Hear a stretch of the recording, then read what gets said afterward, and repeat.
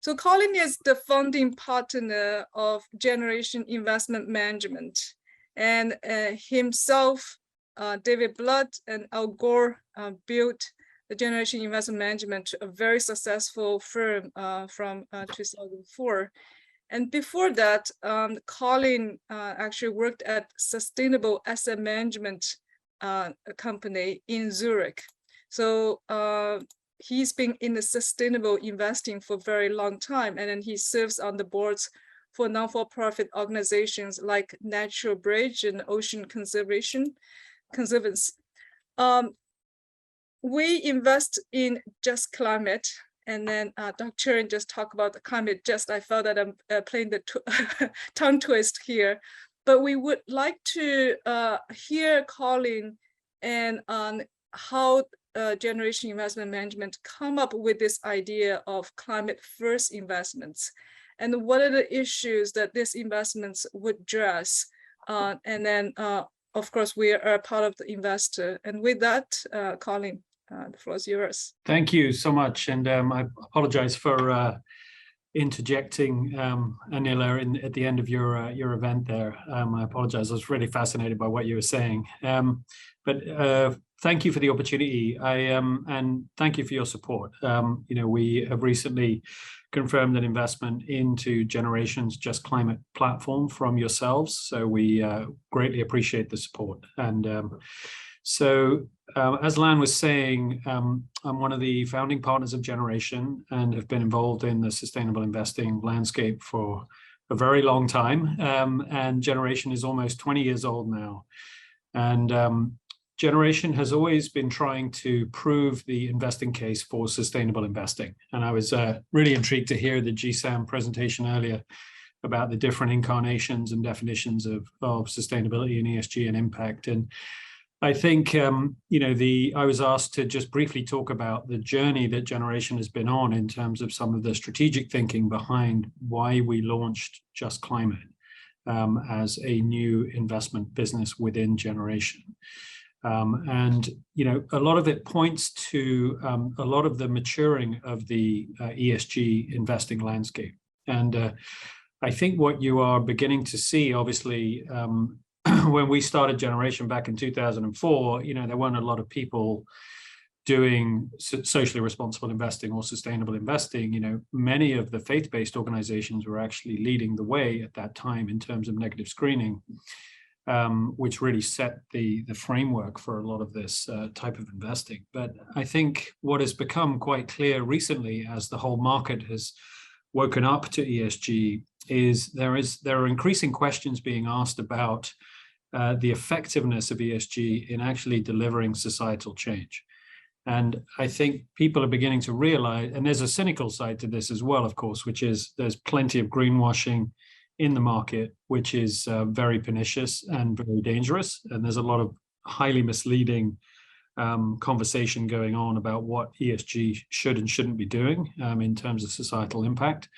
So this backdrop is very important to what Generation has been thinking about for the last kind of 2 or 3 years in terms of how we can help move the whole debate forward in terms of what best practice is in sustainable investing. And so what we do at Generation today is we started very much with an integrated approach to sustainable investing, where we have fully integrated ESG considerations into both a global equity fund to do public equity investing and also a private equity business that we have at Generation. So just to give you a sense, we manage about $40 billion today across public and private markets. We have about 120 people split across London and San Francisco.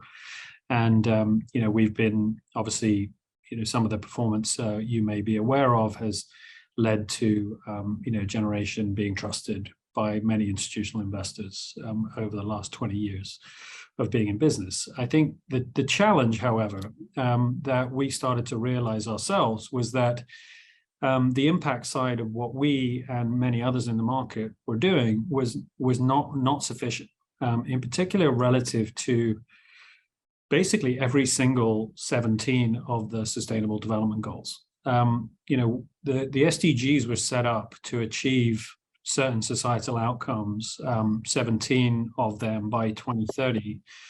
And we are basically off track on every single one of them as a society in terms of transformation. We're going to miss every single SDG. And obviously, working for Al Gore, we're very focused on climate specifically. So if you come to the climate challenge, despite a lot of awareness and a lot of progress, we are still very far behind what needs to happen in terms of true decarbonization of the full global economy. And just to put that into context, we collectively, to achieve a stabilization of 1.5 degrees C basically in our atmosphere, we need to take 50% of global emissions out of the system globally by 2030, which is, very soon. So the question we started to ask ourselves at Generation was, well, even if the entire market adopts an ESG framework, would the emission and the entire capital allocation process in the whole global economy was fully integrated ESG, would we achieve those types of emission reductions? And it became very clear that that we would not, by some dramatic measure, and that ESG in its current definition and formation would effectively deliver some decarbonization, but probably a 3-degree world rather than a 1.5-degree world. So we then started to say, well, okay, there's clearly a structural problem in the capital markets around achieving that level of decarbonization. And maybe we need to innovate. Like, we capital allocators, investors, need to allocate differently, in the sense that recognizing that what is currently being done is necessary but not sufficient if you truly understand the severity of the climate crisis. So, and it became quite clear to us that, and I was running and have run private equity at Generation for a long time, and it became very clear to me, just on the deal level, that I was unable to execute on certain very deep impact deals that would just not compete their way into our traditional funds, even though they're very sustainable traditional funds. And that was basically because the objective that we were solving for is primarily a financial goal. And that, as we all know, if you're only solving for financial outcomes, even if you're doing it responsibly and sustainably, you're going to do certain things in your portfolio to achieve those financial goals, right? And so we decided that maybe we should explore the idea of, rather than solving for a financial outcome as a priority, why don't we solve for an impact outcome as a priority, with appropriate financial returns alongside that. So the current model of what Generation does is that we are solving for an IRR goal with an expectation that there is positive societal impact coming out of that. But what if we flip that equation around, in particular around decarbonization? What if we said, okay, we want to solve for a very large greenhouse gas reduction number. So the number we chose was a gigaton a year of avoided or removed emissions by 2030. And we underwrote everything commercially and fiduciarily, and just as you would expect, to price risk properly. But we did it in a way that the North Star of an investment strategy and a platform and an objective and a purpose to the capital allocation was to actually decarbonize. And then you underwrite commercially. So it was flipping the equation around of how traditional investing works. So this notion of impact first investing is something that has been percolating in the market, but at a very small level and at typically at a concessionary funding type level, where foundations and things like that have done amazing work in terms of pursuing impact goals as their North Star. But what they have not done is typically price risk effectively. So what we started to think about at Generation was, okay, if we're really serious about climate and we understand that you need to take 50% of emissions out by 2030, let's build a mandate that allows us to take on the types of projects and companies and sectors and geographies that we are currently unable to do. And what this will do given that we're going to generate, appropriate financial returns as well, this is going to enable us to help institutional asset owners of all shapes and sizes to deliver on the net zero goals that they have expressed to the world and committed to the world. So as we got into the COP26 process last year in the UK, in Glasgow, there was this whole plethora of net zero commitments from asset owners. The GFANZ number was 130 trillion of capital that was committed to net zero. The problem with that was that suddenly the minions who worked for the CEOs that had made those announcements suddenly asked themselves, how on earth are we going to get there to true net zero? Picking the low-hanging fruit in a net zero journey is relatively easy. Anyone can invest in renewables in North America, or anyone can buy the Tesla stock, right? But what about the rest of it? Because there is a need for not just an enormous amount of capital to flow into climate solutions. We probably need 3 to 4 trillion a year between now and 2050 collectively as a global economy to go into climate solutions. So there's a scale of capital problem that I think is being closed. But the more important problem is the impact gap within that capital allocation. So a lot of that money is being channeled through traditional mandates that are so-called climate mandates that are ending up pushing up asset prices in traditional de-risked climate solutions. So, I would point to renewables in North America being a great example of that, where the projects in North American renewables are massively overbid because there's all this climate money that wants to go into climate solutions, which is a good thing. But what we're arguing is that there is a structural need for climate solutions money to go everywhere it needs to go. So what the subsectors that are currently delivering about 50% of global emissions are only receiving about 10% of the capital. And that is because they are so-called hard to abate sectors. We're talking about heavy industry, steel, cement. We're talking about things like the more difficult parts of the energy mix. So we're think about upgrading the grid in emerging markets, or things like that. Think about long duration shipping fuels. Think about long distance aviation fuels. Think about truly renovating the built environment. We're miles behind on that, let alone all of the natural climate solutions that are out there in terms of forestry, regenerative agriculture, the whole thing. So there I'm giving you all of this context because the point I'm trying to make is that there is a climate finance gap in terms of scale, but there is also a climate impact gap in terms of all sectors, all geographies. And there is a timeliness problem. Generation talks about this in terms of the time value of carbon. We need to reduce emissions now, not in 10 years or 20 years time.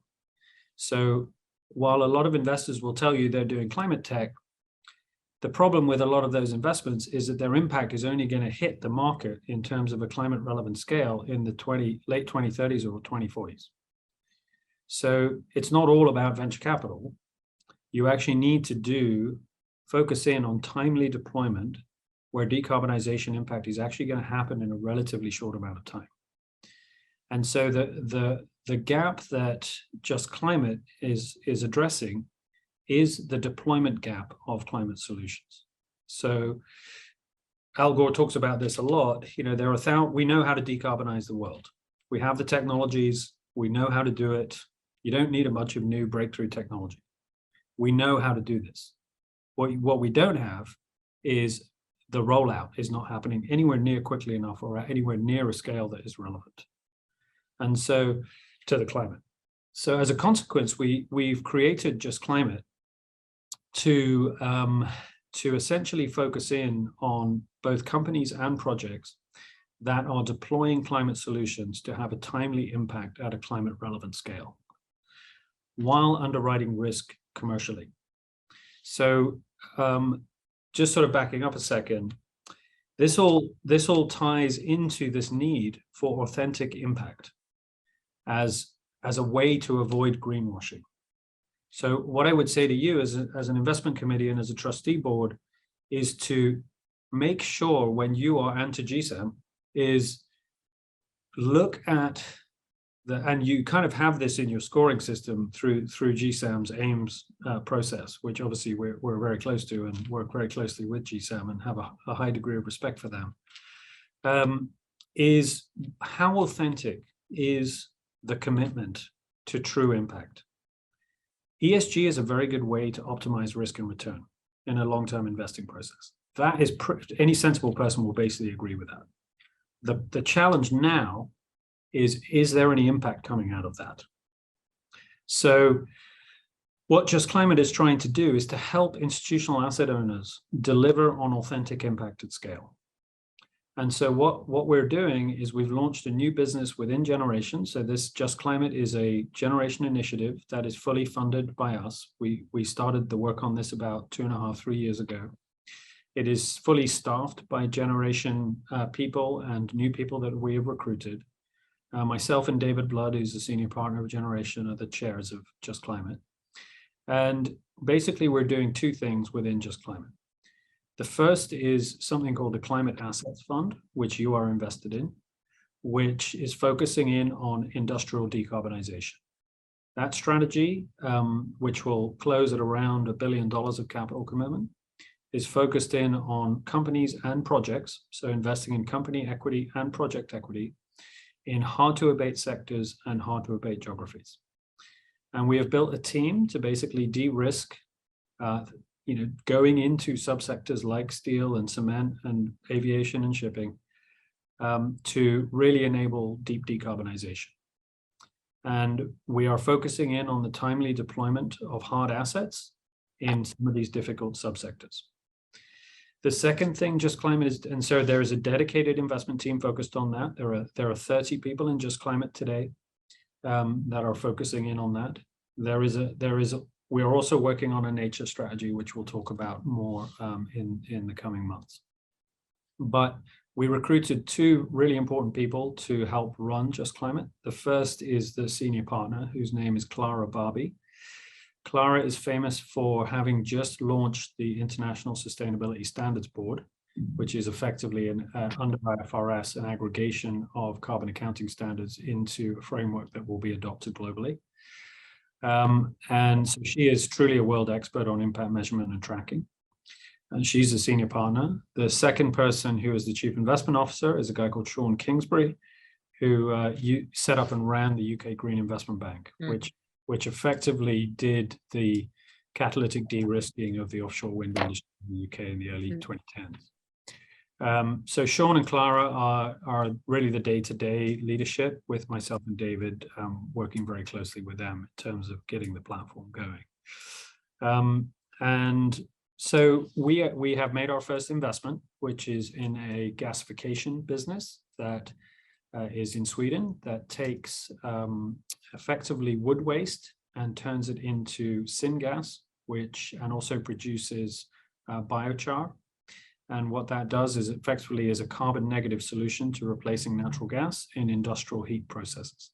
And industrial heat is 12% of global emissions and is basically very hard to electrify. So the only way you can really decarbonize it is by finding a replacement for natural gas. And so obviously in Europe, getting off natural gas is quite an imperative these days, given Ukraine and Russia and all of those things. And so that's our first investment. We're about to announce another one in long duration energy storage, where we are trying to enable further grid penetration of renewables by integrating very long duration energy storage, and a few other things that we're working on. So Just Climate is up and running. It's going. It's deploying capital, and we're really delighted to be working with you all on this. So I think I'll sort of maybe stop there and see if there's any questions. There's been a bit of a whistle-stop tour, but I think it's important to understand the strategic context behind why Generation has done this. We run a perfectly fine, public and private equity business at Generation, but for our own, personal we sort of sat back and said, okay, 20 years into generation, like, what do we want to do with ourselves now? It's sort of like that. We sort of had a great run. This is amazing. We have a lot of incredible clients, and it's important to do what we're doing in terms of demonstrating the financial case. But how can we demonstrate the impact case as well for this kind of capital allocation? So it wasn't a light decision by us, the founding partners of Generation, to do this, because these are tricky parts of the market. But we thought from our own personal points of views, as well as our client needs point of view, we wanted to develop a deep impact product that was institutional grade and that could scale with institutional demand for true net zero. And so that's sort of why we launched Just Climate. And I just want to mention the point around climate justice here that Anila was talking about before. We named this platform very deliberately Just Climate for two reasons. One is it's a pure focus on climate, but also on a just transition, right? So it's got a kind of double meaning. So even though our impact goals are quantified in CO2 avoided or removed, that is a very blunt heuristic for encompassing, everything around climate justice as well as biodiversity positive investing. So it's important to us. It's in the name of the platform. So we take it very seriously. So yeah, I'll just leave it there. Maybe David or somebody maybe open up and what you'd like me to talk about. Great, Colin. Go ahead, Lon. I think you were going to do the same thing as I was. As tempted as I am to have Anila have the first question, we should open it up to the trustees first. I see Frank has his hand up. Frank, you're first to the market. Well, thank you, Colin. And first of all, congrats with this really amazing initiative. I think if I may refer to you also the question, you mentioned that we need about 3 to 4 trillion on an annual basis. And so how can you make your 1 billion gunpowder impactful enough to actually contribute to the acceleration of yielding that 3 to 4 trillion? Yeah, absolutely. Great question. So I think Generation has never been the biggest fund manager, but I think we have arguably been able to help institutional investors on their journey to sustainable investing just by virtue of being around the table with them and engaging with them. So we will do the same here with Just Climate, where we're in the room with a lot of the biggest asset owners in the world now, where we are able to help them with their direct investing as well as what they do through our funds. Just Climate will manage a lot more than $1 billion over time. So, that's just the starting point, effectively, itself. But what we estimate you need about $50 billion to deliver a gigaton of impact, right? So Just Climate will be bigger than Generation itself over time, because the areas that we're going to are high capex areas of the market. But we don't have to do it all ourselves. The other thing I need to say about Just Climate is we, the Generation partners, have committed to putting all profits of Just Climate back into Just Climate. This is not an asset gathering exercise for Generation. This is truly about mission. And so as a consequence, how we're working with our LPs is very different to how we would in the traditional parts of Generation. So the three, we do a lot of advocacy. It's quite powerful being able to take, blood and gore into boardrooms of big asset owners and say, okay, look, we've done this at Generation. Here's our track record. You need to listen to us on these topics because, we've got a perspective that might be helpful to you guys. And so we hope to be able to influence that 3 to 4 trillion. We don't need to manage it all ourselves. Can I just quickly follow up on the mathematical, and if you've done under the mathematical equation or the backing up of that? So you said about 1 gigaton needs about 50 billion. So we have currently about 70 gigatons, of greenhouse gas emissions. If we want to reduce it by 50%, so we need 35 gigatons times 50. So there's a lot of money that is needed. And has Mark Carney been faced with these numbers or submitted, has he seen these numbers to really jack up his effort? Because I mean, this is the conundrum we're talking about, right? So this is the mathematical equation to be solved for. Yeah, and I mean these numbers are not, they need to take into account evolving policy, cost down curves in technology, political equity risk numbers. So these are, they're highly theoretical numbers, right? Because what you can get to a gigaton number by purely doing solar, right? But that's not going to happen. Mm-hmm. You can probably get, but so this is more of a portfolio approach to climate solutions. I think Mark Carney is interesting because he talked about the 130 trillion from GFANZ, right? I mean, it points to a bigger point, which is, we kind of feel that the capital market so we are obsessed with GDP as a measure of progress. We know that collectively, we know that GDP is a very blunt, and even Simon Kuznets, who came up with GDP, actually said, please do not use it as a measure of progress, right? But what happens with GDP obsession is that it filters down to people like us in terms of IRR targets. So what we're trying to say is, listen, the purpose of capital, the purpose of the economy, the purpose of capital allocation needs to be on solving the climate crisis. So then not just on GDP growth, right? So there's a bigger conversation here. The global economy can easily handle, 2 to 3% of global GDP going into climate solutions. It's not that much. And because especially when you equate that relative to the cost of fixing the climate crisis or adapting to the climate crisis at a later date, right? So now the best form of adaptation is mitigation today. Yeah, and then follow up on Frank's question, Colin. Wondered if you could elaborate a little bit more on your thoughts of public-private approach, and hiring Sean being the CEO of former Green Bank. Certainly has a lot of public exposure, and of course, the weight that the generation has. What is the approach there? And then I think Dr. Cherry might also have another question for you. Yeah, so we will work a lot more with governments and countries through Just Climate than we have done through the core areas of generation. So be that through sovereign funds so for example, the Irish Sovereign Fund was one of the anchor investors in Just Climate, and the mandate there is we have a partnership with them to help them decarbonize the country of Ireland. And we're working with them on various levels to do that. That's true of other countries as well, New Zealand, Sweden, and those kind of places.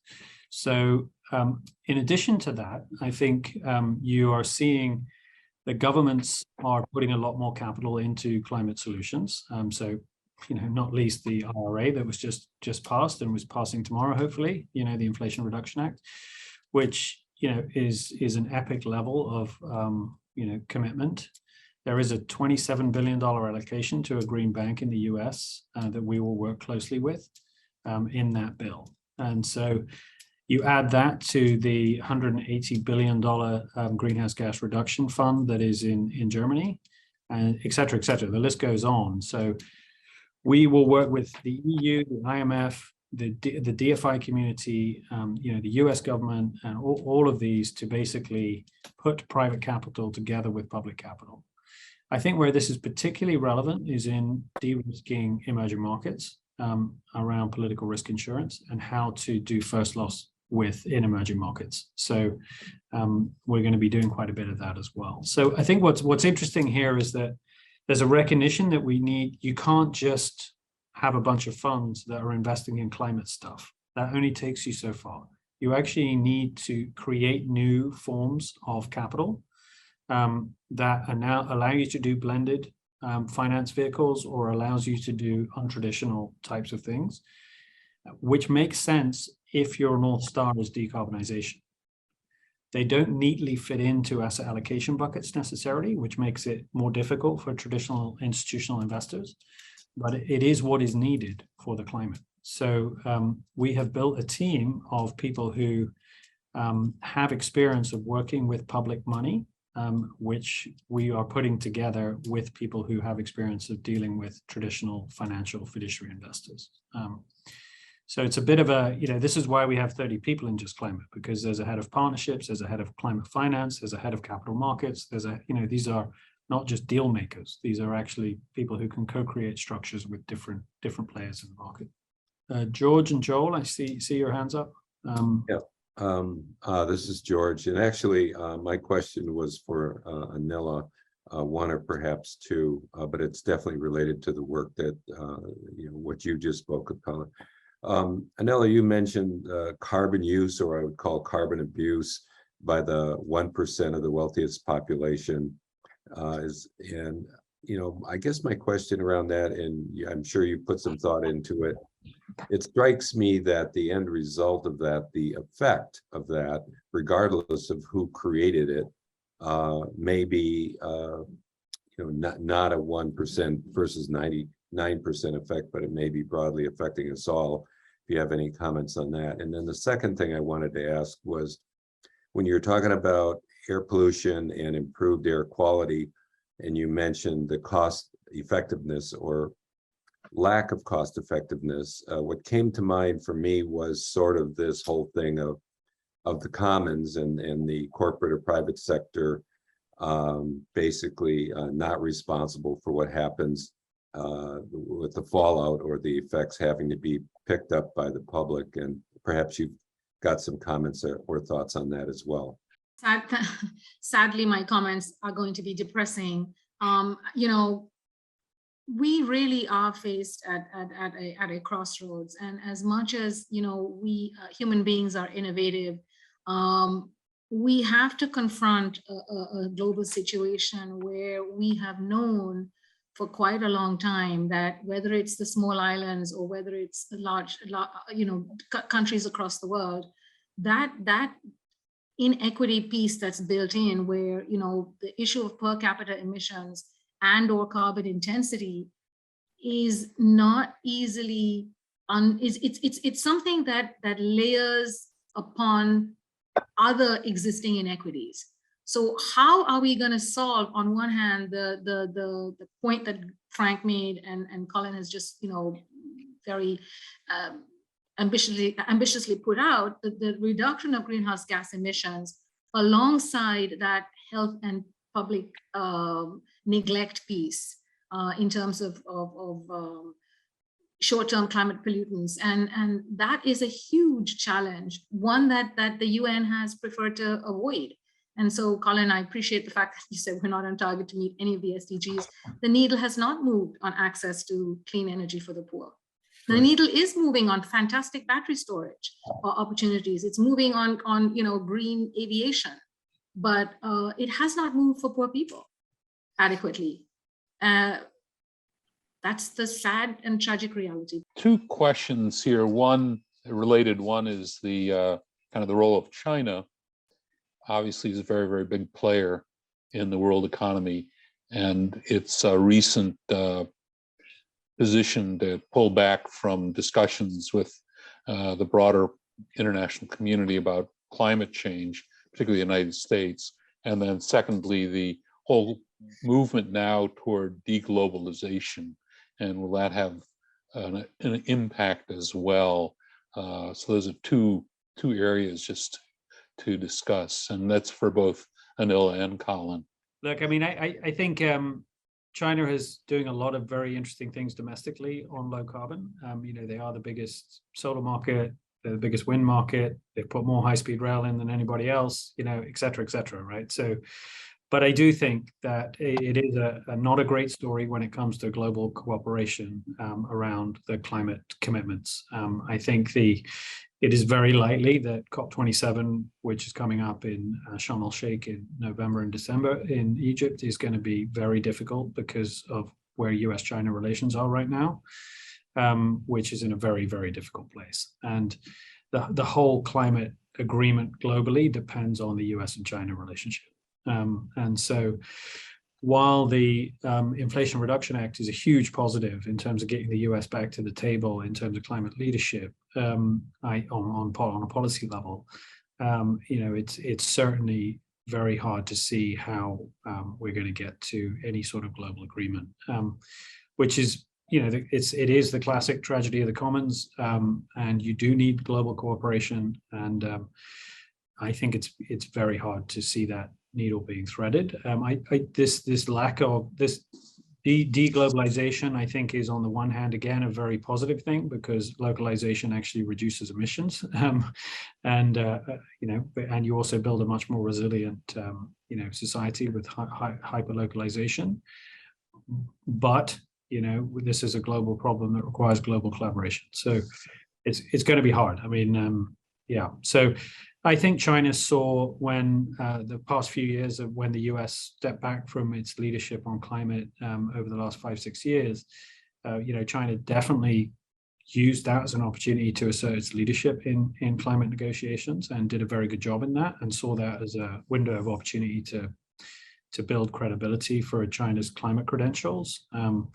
But now I think they're just saying, okay, we're not going to talk, and that is really troubling.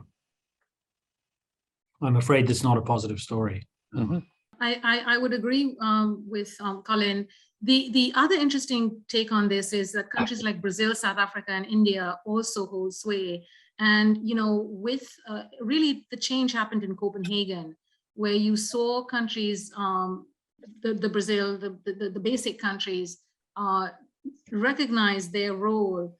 Now, each of them have different agendas. India, I just posted on that piece on net zero. I would argue that there is a good counterpoint between China, India, and the US. Both India and China are amongst the leaders in renewable energy to the extent possible, along with European and Latin American countries. So there are always going to be those countries within the COP negotiations that are going to push the envelope, but the long-term issues, and this is where air pollution is critical.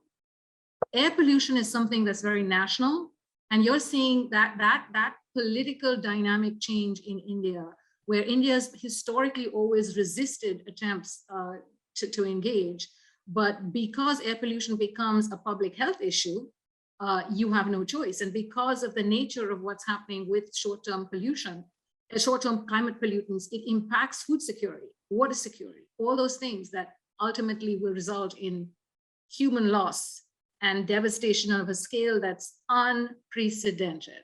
And I can't emphasize that enough. It is quite scary if countries decide not to do anything. Lon, I think we need to layer on at least one more piece of complexity for all of you, and an ambitious Thursday. We do have one more speaker, and then I know Bob, as the Chief Fiduciary Officer, wants to allay some concerns in terms of him being a resource for the trustees in understanding and making sense for all of this from a fiduciary standpoint. So maybe, if I can suggest, we pivot to Kelly. Great, thank you. I'm happy to be here this afternoon. I have Chuck Bauer with me as well from NCAP. He's a partner and leads our investor relations, but really appreciate the opportunity to speak with everyone today and give you an update on NCAP's Energy Transition Fund, what we've been doing in Fund 1, and some of the things that we're looking at for Fund 2. And I'm happy to have people interject if you have a question while I'm going through the deck that we've got, or we can hold them till the end, either way. So NCAP traditionally has been in the upstream space and then the midstream space. And my partners, I'm one of the 4 managing partners at NCAP's Energy Transition Fund. And we joined NCAP a little over 3 years ago. We closed our first fund with you all as generous contributors to that fund in April of 2021. We raised about $1.2 billion. We've now committed almost all of those dollars, and we've invested about 70%. Just at the end of 2021, we had a realization on our first realization, which was Broadreach Power, front of the meter battery storage. And I think there was some discussion in the last panel about battery storage. It's really, from our perspective, a critical aspect of the energy transition as we get more and more renewables, both wind and solar, on the grid, on the electricity transmission grid here in the US. We need energy storage, and we need energy storage that actually is flexible and helps the grid to retain its resiliency. And that's what Broadreach Power does. And it was a basic tenet of our first fund. Two of my partners, Jim Hughes and Tim Rebhorn, actually were the first members of our team. And it was a premise that they brought with them from First Solar. Jim Hughes was the CEO of First Solar, which is a big panel manufacturer for solar. And Tim Rebhorn was with him at First Solar. So we sold half of Broadreach at the end of 2021 for a little over 2 times implied valuation. So we sold down half to Apollo. We're now in a partnership with Apollo where we control the exit. So we're excited to have realized all the money that we had put into Broadreach on that realization. So now we're essentially at a 1 times with a 2 times mark, and seeing significant upside, especially with the Inflation Reduction Act, which I think everyone has already talked about at least somewhat today. So our fund, both Fund 1 and now going into Fund 2, is what we call Core Plus Plus. So we look at energy transition is typically called infrastructure, but we're looking at more than just contracted revenues. Our premise, one of our significant premises, is that as we get more and more renewables on the grid, we're going to have to move away from the old dynamic of trying to enter into 20 or 30-year power purchase agreements with utilities. And the renewables are going to have to interact with the grid. They're going to have to be realizing real-time pricing or shorter duration contracts. So we think some of the provisions of, well, we think a lot of the provisions of the IRA are very positive, and one of them with the transferability of the production tax credit and the investment tax credit are going to allow for some more opened or uncontracted strategies, which plays very well into the strategy that we have at the INCAP Transition Fund. And when we talk about energy transition in our first fund, it's primarily been focused on decarbonization of energy intensive industries, specifically the grid. So we looked at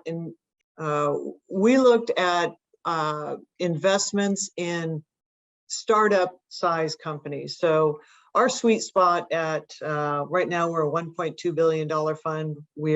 Our second fund, which we're in the midst of raising right now, is targeted to be a $2 billion fund.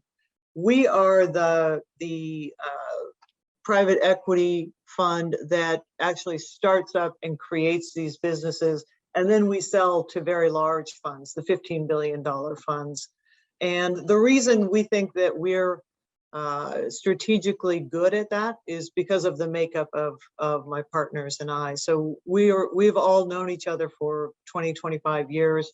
We met one another at Enron and have all had long, obviously from meeting at Enron, but long histories in the energy and electricity market, in development companies, and in developing renewables, and then putting renewable power onto electricity grids, both in North America and in Latin America and in Asia. So that's our history and the complementary skill sets that we have, with Jim being a former CEO, my marketing and risk management background. Sean Cumberland, the fourth partner, was at Quinbrook, where he was leading their private equity efforts here in North America. As I was mentioning, one of our first companies was Broadreach Power, and we've had a 50% realization on that company. We currently hold 6 portfolio companies right now, and 2 of those companies are front of the meter battery storage.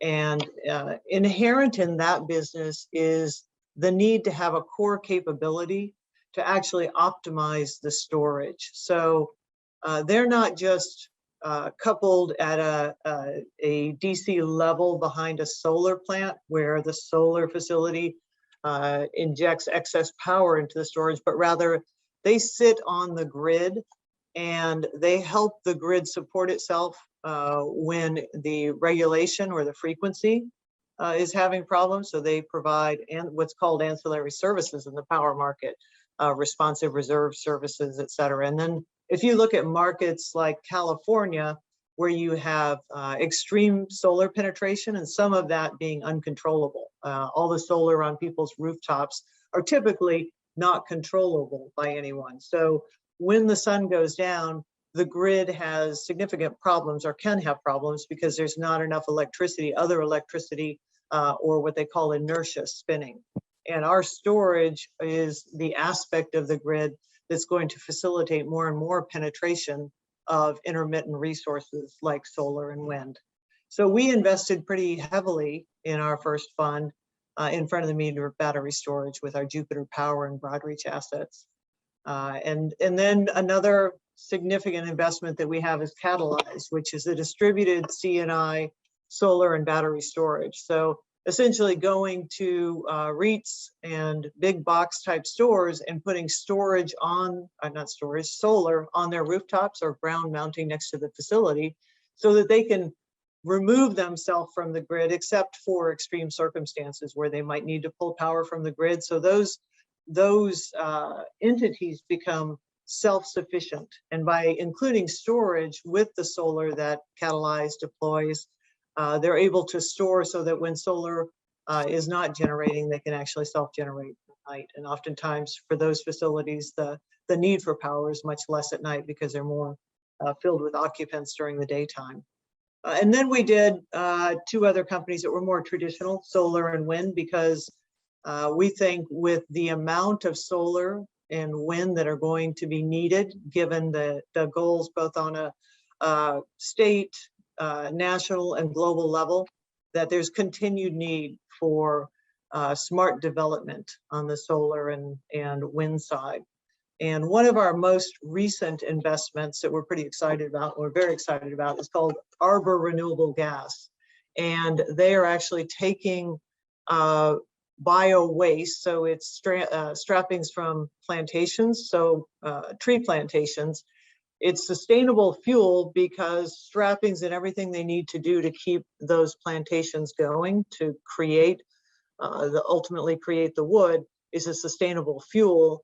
And so we're gasifying that through a gasification technology, then going through a process where it turns into synthetic gas, into methanol, and then ultimately renewable gasoline. And that's a drop-in fuel. So we're creating gasoline out of this waste wood, and it can go, it doesn't have to be blended. It can be put straight into tanks and used in cars as gasoline. So we're excited about those investments in Fund 1. Our results have been good. We're happy with the results to date. We're currently sitting at about a net 1.3 or a gross 1.6 return on investment for the Fund 1 investments, and excited about the opportunities that we see in the second fund. Daisy, if you can go on. Great. And I pretty much explained these investments, Triple Oak and Solar Pro are our wind and our solar development platforms. Let's go to the next slide. So the question is, I think that over the last 3 years since we've been part of NCAP, and even before that, when we started to raise our first fund and go around to investors such as yourself, I think there was a question about, what is energy transition? Why should I invest in energy transition? And I think the market understands that more. People were doing their research when we were going out for our first fund, but people know about energy transition. I think they have a better sense for the importance of energy transition now. So now it's a matter of us explaining, why is NCAP's energy transition fund different? And I think when you look at the amount of capital that has to be deployed and the other types of funds, or the types of funds in general that are in the market, we differentiate ourselves because of the 4 partners and the way we put the fund together. We all have backgrounds in doing what our portfolio companies do. So we all know development. We all know what it takes to develop, whether it's solar, wind, even the thermal plants that my partners and I used to develop before renewables were in the energy space. We know what it is to own and operate, and it helps us determine which are the best opportunities to invest the capital that we've been entrusted with. And we've also operated those assets. So we take a really hands-on approach, obviously, to making the investment decisions, what portfolio companies we invest in, which strategies we invest in. And sometimes we have a strategy and not a company, which is what we did with Broadreach. We knew we wanted to do front of the meter battery storage, and we found a team. We put a team together with the CEO and the head development, chief development officer. We married them with the CEO and the chief technology officer from another company called FlexGen, and created Broadreach. So that was a strategy versus finding a company and just investing in a company. We put that together, but we're very hands-on and lending the experience that we've had in these businesses, in these realms, whether it's actual development of projects or it's operating projects, and lend those to the companies that we invest in. And we think that that will help them be very successful in the long run, and then obviously help our fund be successful. We've been able to find good teams and bring good people to the teams we found just based on the long tenure that we have in the industry, and with each of us being in the industry from 20 to 30 years at this point. So frankly, I've been in renewables since Enron's bankruptcy in 2001. I was in one of the first wind development companies in North America, founded by the Zilka family in Houston. Daisy, we can go to the next slide. So when we're looking at investment, and specifically in our first fund, we were looking at new market opportunities. And new market opportunities were battery storage with Broadreach and Jupiter, the renewable fuels with our Arbor gas technologies. And Arbor actually is a company that has started from a great idea to one that now has 2 sites and has agreements that we're working on finalizing with 2 of the biggest major oil and gas companies in the world. So they've really made significant strides. And so we're looking at the landscape and taking battery storage as an example. If you looked at it 5 years ago, you wouldn't deploy battery storage because the cost of batteries was too high. So when people looked at putting batteries onto a wind farm or even adding them to a solar farm, which is much more common, the cost was just too much. You couldn't run a model that would make sense. But looking at the supply chain and looking at what the analog is, which is solar panels.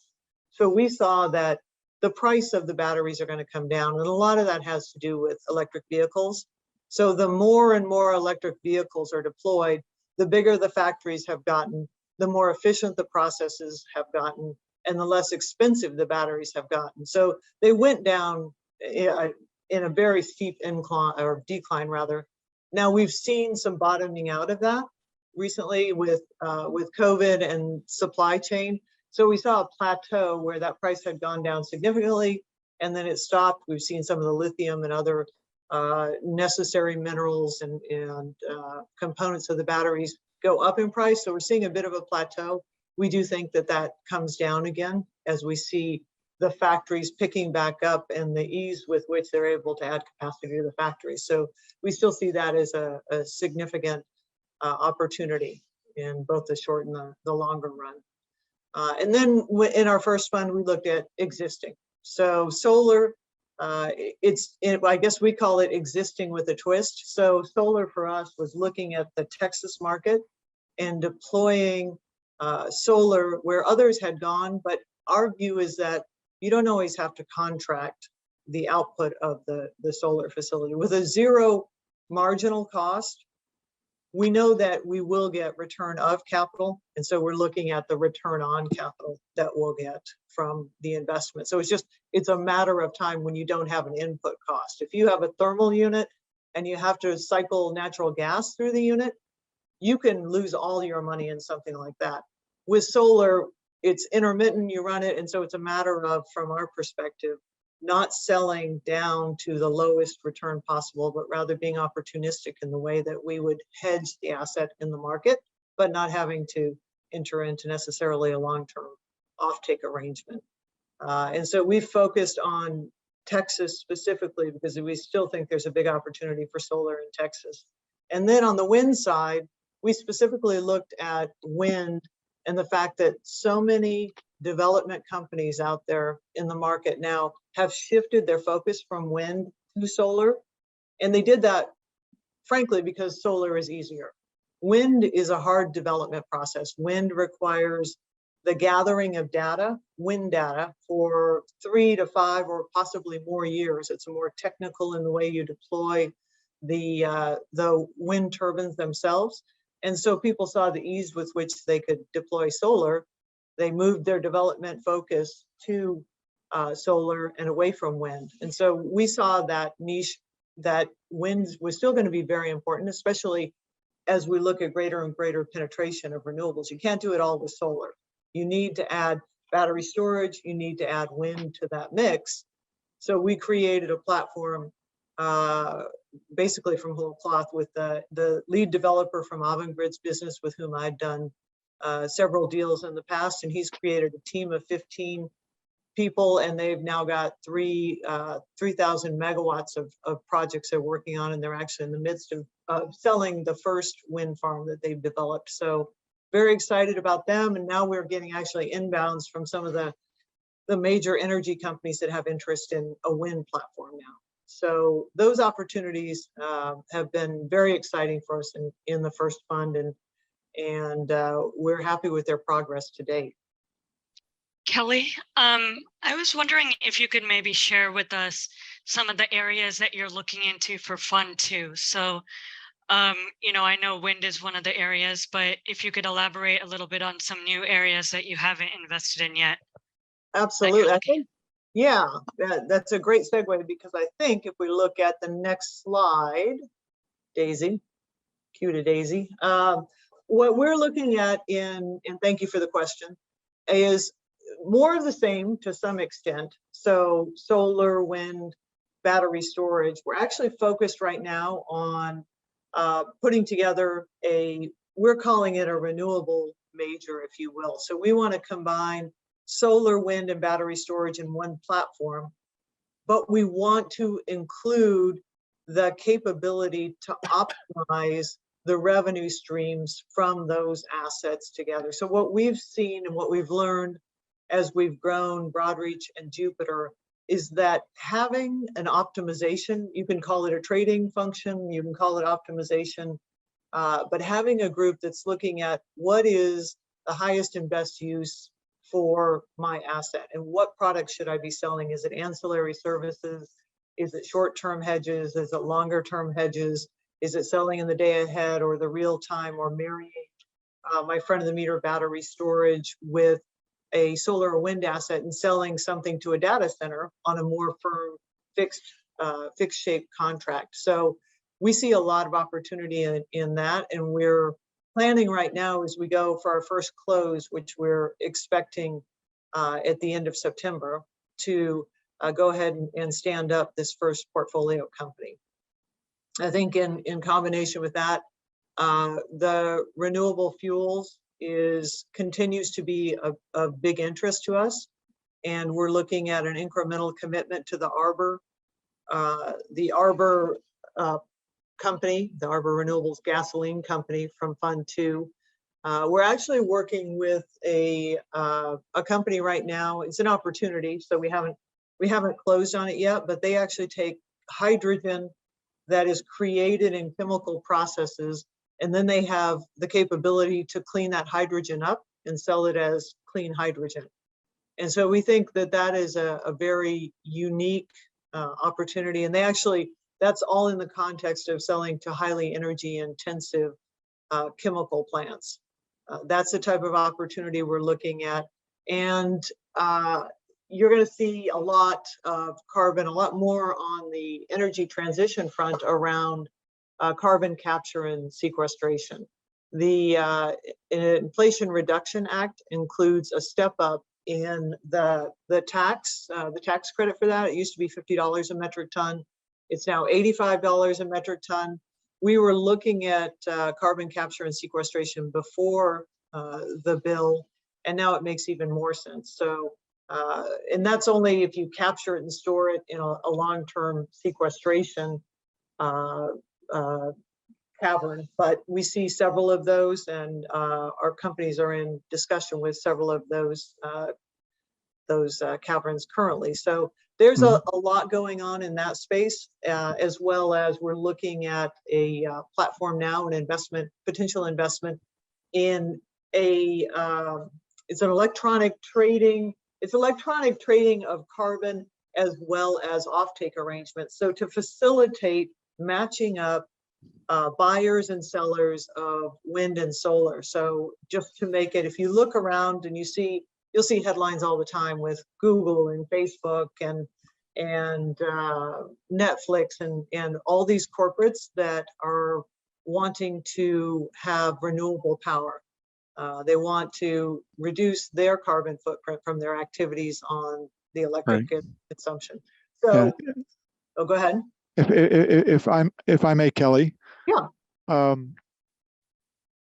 Thank you for taking us through this journey of specificity in terms of the fund itself. Maybe if you'd like to make a wrap-up comment, we can open the floor up to any questions, and we're going to have to move on, I think. Okay, awesome. Okay, are there any questions? I think I saw one. I can't pull it back up. I'm not familiar with Kelly. Yeah, Frank Yes. here. Any question? I think, in terms of, have you focused on green hydrogen? So you mentioned the blue one, right? But I mean, given that we have so much water space and we could use wind and sea currents and use an electrolyzer, I think, as the Dutch are deploying in great scale. So what about that opportunity? Right. We have absolutely looked at green hydrogen, continue to look at green hydrogen. We've not seen it at a price point that makes sense, but there's also not good visibility onto what people will pay for green hydrogen. I think there's a $3 credit that we see now in this new bill per kilogram. So that's an interesting aspect. It's definitely something. We actually have a project now that may have hydrogen. It's a solar facility in Texas that could incorporate green hydrogen into part of what the facility does. I think the bigger issue with green hydrogen is just being able to find the market for it, because you can't find the offtake, and there is no specificity around what green hydrogen is, right? Well, if I use RECs, if I buy renewable energy credits versus actually hook up a wind or solar farm to a hydrogen facility, is that still green hydrogen? It's not known yet. And I think that makes it a little bit difficult, but I do see within the next, call it 3 to 5 years, that there will be a lot more activity there. And Anila, I thought I saw a question from you about lithium batteries. I did. I had a question like Frank had on green hydrogen, but I was curious about what other kinds of, I was intrigued by what's happening in Drexel in Finland.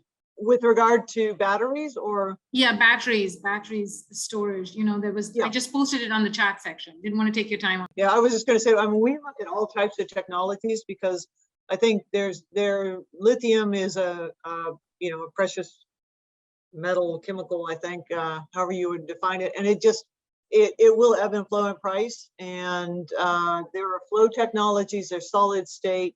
There's a lot of different chemistries that we're looking at, and other people are looking at. And I'm confident that will change over time as well. I mean, we're going to see different things come on the market. Well, thank you, Kelly, and thank you for the successful deployment of the fund and the returns and the impact.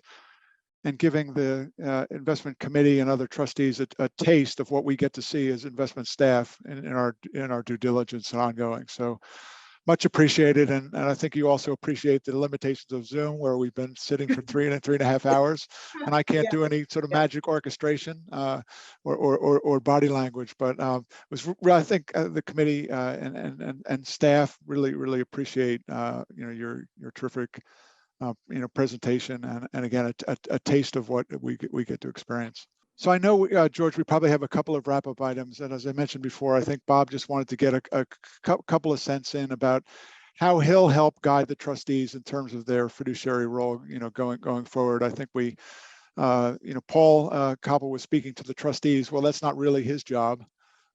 I think he was advocating for the trustees. But Bob, if you want to just make a couple remarks about how you might be helpful to the trustees going forward, and then we'll just do a general wrap up and thank everybody. So I just wanted to reconcile, Paul made I think a provocative comment, and it was about our fiduciaries to our retirees, some of who may not have the luxury of taking the ESG risk of underperformance. And, we can argue, I know GSAM has views and Frank has data, whether there's true underperformance, but there's an enormous differentiator of the PB. And that is the UCC mandates, and just like Jake works toward the UCC or toward the Methodist mandates and execution for Westpath and all the other large denomination retirement plans, we have that primary obligation. And the mandates, and in certain cases, more specifically, the synod resolutions. And just like the regulated investment advisors that the SEC is bringing enforcement actions against, we need to have very strong disclosure as to what we are doing, how we are executing, and of course the processes and procedures and all of the things that that we see continually Dave and his team demonstrating in all of our meetings. The other consideration is that we have a defined contribution plan on the accumulation side. The member employers demand that we are executing toward the mission of the UCC. In terms of the voluntary contributions of the employees, they can choose, whether to make those or not. They're voluntary. And then obviously, as we move into the annuitization stage, we're very, very mindful of our obligations to ensure that we can make the payouts of the basic and participating. So I think those are key. Fiduciary duty is paramount. I underscore Rick's invitation that reach out to both of us on this. It should be top of mind for every investment committee meeting, and also investment committee report out to the board. Great presentation. Very thanks, Dave. Very, very, very, very helpful as we contextualize. And Bob, your voice is important. George, I think at this point, we've planned this. Time got a little condensed. I don't think anybody could argue with the wonderful content and the speakers and the engagement by the trustees and the participation of GSAM and staff. So many of you took a Thursday in August to come with us and participate. So I would just say that I'm extremely grateful from staff for your engagement and terrific work together. It's, as Lon says, we're one team with different roles, all really trying to push things together, both in the faith area and the mission, and also finance. And so, George, I think I'll turn it over to you. You might want to make some comments, or if anybody else would like to chime in or add to things that I may have missed or skipped or gotten wrong, happy to turn it over to you, George. Yeah, thank you, Dave. And as I said at the beginning of this, it was a real undertaking, and the talent that we had in front of us today was amazing, and I think helpful and enlightening, and it adds a lot to all members of the investment committee in terms of us going forward on this matter. Given that, and Anil, I wanted to thank you too, because I know we kind of disrupted and switched over because of Colin, but your presentation was really, really great. And personally, I may follow up with some questions, reach out to you later we're short right now, but it was well done. And I would say, you know, in the Zoom world, it's hard to acknowledge people, but just for a minute or two, I would say any of the members of the investment committee, be brief, but go around and express your comments on our work today. Well, I'll go first since, I don't know, I'm near the beginning of the alphabet. This is Marguerite. No, I really appreciate pulling all the outside speakers together because I'm retired now and I don't have access to the same broad array of live speakers as I did when I was working. And I do think it's worth an email reminding people that it's on tape. So if they weren't able to join us today and given the logistics, I think a fair number of people weren't, that they should take the time to view it because I think it's really good information and it'll give us a common base as we have these discussions going forward. So thank you all. Yeah, I forgot to mention that. It was on my mind. And I think, yes, Dave, see that we get that distributed because people will want to see it. There's a few of us who didn't make it. And it will be in modular form, 4 parts. There you go. Good. Yeah. All right. Who's any next other, in the alphabet? Yeah. Any other members? Yeah, this is Joel. I just wanted to thank everyone as well and go back to the beginning of the presentation that Carolyn made talking about a journey. So I think we're all kind of on this road and it's a lot to digest. And so thank everyone. Others? This is Franz. We in the church are thinking a lot these days about how we partner with those beyond the church. And this was a real hopeful and enlightening presentation for me because I celebrate with resiliency the levels of partnering that can happen now that in the entire economic systems of the world, you know, we're caring about the climate. So I feel like it's easy to be disparaging and lose hope, but not after a meeting like this. So thanks to everyone. It's Phil. So I thought this was really helpful because it's dynamic and it's ever changing. So this is great to get, you know, some timely experts in terms of, you know, expressing their views. I think, you know, it was really important too was the history of kind of like the evolution of what's just, you know, what's been happening in ESG. So I thought it was amazing. Thanks. Anybody else out there? I'll go next. So again, yeah, thank you. Want to express also my gratitude for the insightful and amazing contributions of each of the speakers. And thank you, Dave and team, for setting this up. Really very useful.